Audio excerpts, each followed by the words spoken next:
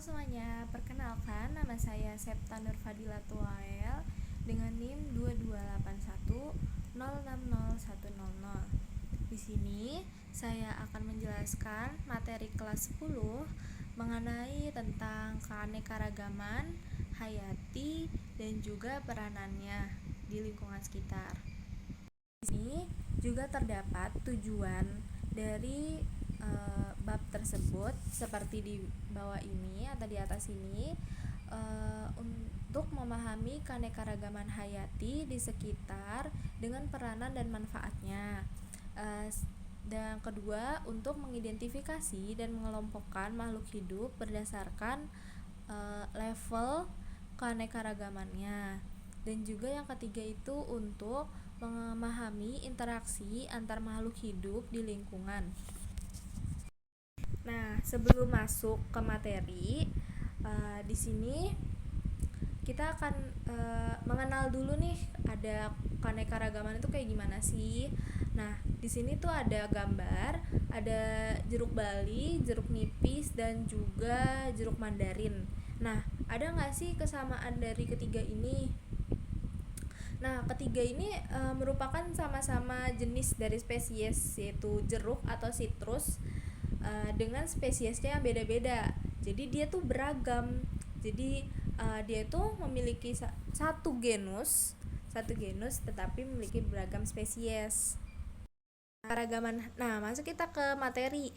Nah, keanekaragaman hayati merupakan suatu biodiversitas ataupun kumpulan keanekaragaman makhluk hidup di alam semesta ini atau di bumi ini. Keanekaragaman itu mulai dari makhluk yang terkecil seperti bakteri sampai ekosistem, yaitu kayak kumpulan dari organisme-organisme yang hidup menjadi satu serta lingkungannya. Berdasarkan level tingkatannya, keanekaragaman hayati ini dibagi menjadi 3 ya teman-teman, yaitu keanekaragaman hayati tingkat genetik, yang kedua keanekaragaman hayati tingkat spesies, dan yang ketiga ada keanekaragaman hayati tingkat ekosistem. Nah, apa sih bedanya ketiga level tersebut? Keanekaragaman hayati yang pertama itu levelnya level genetik. Nah, kita tahu juga ini genetik ini merupakan suatu materi pewarisan sifat yang berasal dari turun temurun dari ayah, ibu, nenek, dan lain-lain. Nah, keanekaragaman hayati disebabkan oleh gen ini karena adanya kayak pemutasian gen atau keberagaman gen.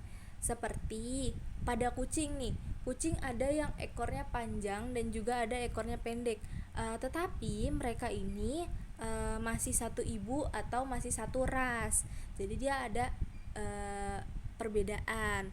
Dan juga seperti kayak pada burung nih, misalkan lovebird ini kan satu spesies, tetapi mereka tuh ada yang warnanya tuh beda-beda, kayak ada yang warna kuning ataupun warna hijau gitu.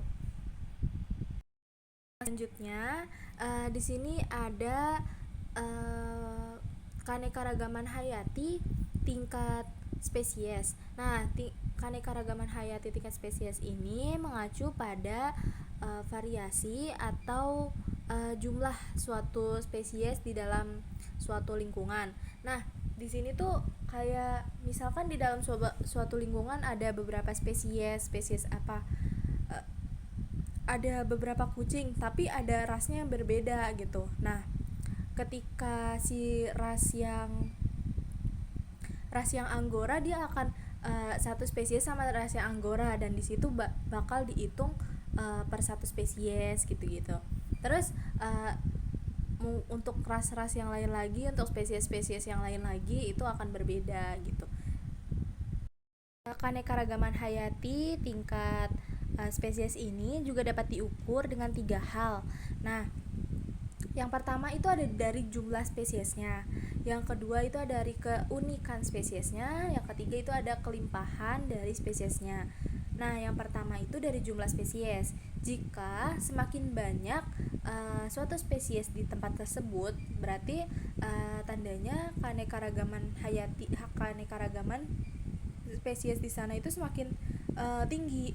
Nah, selanjutnya dari keunikannya, jika dari suatu wilayah dia itu memiliki spesies endemik atau spesies yang khas dari daerah tersebut itu, maka akan semakin tinggi pula keanekaragaman spesiesnya. Selanjutnya dari kelimpahan spesies itu ketika di dalam suatu lingkungan ini jumlah antar spesiesnya itu seimbang, jadi dia itu akan menaikkan nilai tinggi dari keanekaragaman spesiesnya. Selanjutnya ada juga keanekaragaman hayati tingkat ekosistem. Nah, dari keanekaragaman hayati ini dia itu enggak pada hewan doang, dia juga terpaut pada tempatnya. Jadi gimana tempat tersebut, bagaimana interaksinya, dan diatur itu di keanekaragaman hayati tingkat ekosistem. Ada beda-beda nih. Misalkan ada ekosistem padang savana, itu akan beda cirinya. Misalkan kalau padang savana itu kayak tumbuhannya tuh lumayan jarang, lebih banyak ke kaktus. Terus hewan-hewannya itu yang bisa di tempat yang suhunya tinggi. Beda juga di spesies ekosistemnya itu hutan hujan, dia itu akan banyak pepohonan-pepohonan yang tinggi dan juga hijau, serta spesies-spesiesnya itu semakin beragam. Keragaman hayati di Indonesia itu dibagi menjadi tiga zona untuk pembagian keanekaragaman hayatinya. Di Indonesia bagian barat, Indonesia bagian tengah, dan Indonesia bagian timur. Untuk Indonesia bagian barat sendiri, dia itu masuknya ke benua Asia. Jadi dia masuk ke dalam kelompok hewannya itu asiatis. Dengan ciri tuh biasanya tuh besar-besar gitu tubuhnya. Terus ada untuk Indonesia bagian timur, dia masuknya ke ke arah benua Australis. Biasanya itu dia kayak hewannya itu lebih beragam gitu, warnanya itu lebih menyala kayak burung cendrawasih. Terus untuk yang Indonesia bagian barat itu yang asiatis, dia itu contohnya kayak harimau Sumatera gitu. Terus ada lagi yang pertengahan, itu tuh peralihan. Jadi Indonesia bagian tengah itu merupakan peralihan antara zona asiatis dan juga australis. Contohnya itu ada hewan anoa.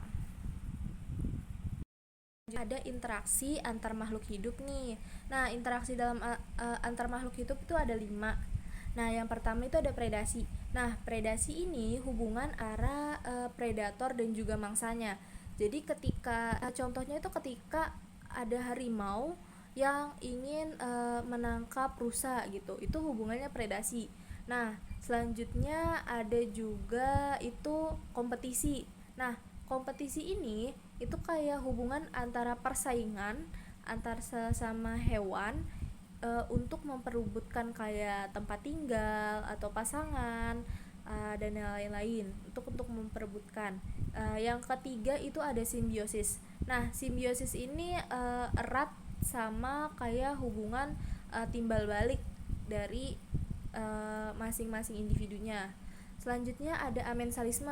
Amensalisme ini merupakan suatu hubungan antar makhluk hidup yang dimana satunya itu dirugikan dan yang satunya itu tidak berpengaruh apa-apa. Contohnya itu ketika pohon pinus dia itu mengeluarkan zat yang dapat mempengaruhi tumbuhan di sekitarnya. Selanjutnya itu yang terakhir itu ada netralisme. Dia itu hubungan antara individunya itu tidak terlalu erat gitu, nggak ada hubungannya sama sekali, jadi netral, nggak ada interaksi. Ada 3 macam, yaitu ada mutualisme, komensalisme, dan juga parasitisme. Hubungan antara mutualisme ini dia itu antar individunya itu saling menguntungkan. Contohnya seperti madu dengan bunga lebah madu dengan bunga. Dan juga yang kedua itu ada komensalisme, di mana ini tuh hubungan antara kedua spesies ini tuh yang satu diuntungkan, yang satu itu tidak dirugikan. Jadi kayak nggak apa-apa, biasa aja. Jadi contohnya itu kayak ikan badut sama anemon laut. Selanjutnya yang ketiga itu ada parasitisme. Parasitisme itu hubungan salah satu individunya itu dirugikan dan salah satunya itu diuntungkan. Contohnya itu ada jamur yang melekat di pohon. Selanjutnya ada manfaat keanekaragaman hayati. Jadi untuk keanekaragaman hayati ini kan banyak nih ya. Dia itu juga karena banyak spesiesnya itu jadi bisa bermanfaat untuk kehidupan kita sebagai manusia. Contohnya dengan keanekaragaman hayati tumbuhan itu kita bisa mengolah pangan dengan baik. Terus juga kita dapat bisa mengolah obat-obatan dan juga bahan kecantikan itu bisa banyak. Dan juga dengan keanekaragaman hayati kayak hewan itu kita jadi bisa tahu ras berbagai hewan itu kayak gimana gitu. Selanjutnya itu ada materi ancaman keanekaragaman hayati. Nah, keanekaragaman hayati ini kan harus dijaga nih. Ada juga tuh ancaman-ancaman yang terjadi untuk kita sebagai manusia itu untuk melindunginya. Contohnya tuh ada kayak kerusakan lingkungan, ada kayak contohnya ada pembakaran hutan dan lain-lain, itu ada banjir. Jadi kan bisa hilang gitu keanekaragamannya. Yang udah dijelasan tadi, ancaman utama dari keanekaragaman hayati ini tuh kayak hewan itu kehilangan tempat tinggalnya, terus juga ada kayak dia itu hampir punah. Jadi karena tempat tinggalnya dirusak, dia jadi punah. Dan juga ada kekurangan varian dari iniannya tuh keanekaragamannya. Nah, dampak dari kerusakan dari keanekaragaman hayati ini tuh kayak terjadi kepunahan. Jadi terus populasi hewannya tuh sedikit atau populasi tumbuhannya tuh makin sedikit. Terus kita tuh jadi nggak punya nemu variasi baru tuh dari hewan tersebut. Terus dampak lainnya tuh kita jadi nggak bisa mengolah, harusnya bahannya itu ada jadi nggak ada. Misalkan kayak tumbuhan kita mengolah jadi pangan itu nggak ada gitu, jadi menjadi minim. Nah, ada nih upaya untuk biar kita tuh nggak terjadi dampak dari kerusakan dari keanekaragaman tuh. Contohnya itu kayak konservasi. Nah, konservasi ini kayak pelestarian hewan atau tumbuhan. Nah, konservasi itu ada dua, ada konservasi ex situ sama in situ. Nah, konservasi ex situ ini pelestarian hewan atau tumbuhan itu di luar dari habitat aslinya. Jadi misalkan habitat aslinya di Sulawesi, dia di pelestariannya itu di Bogor gitu istilahnya. Terus ada konservasi in situ. Konservasi in situnya itu adalah pelestarian tumbuhan atau hewan yang berada pada habitat aslinya. Selanjutnya itu juga ada kayak reboisasi. Terus ada juga penetapan kebijakan untuk hewan-hewan yang dilindungi tuh untuk pemerintah. Sekian presentasi dari saya kurang lebihnya saya mohon maaf. Wassalamualaikum warahmatullahi wabarakatuh.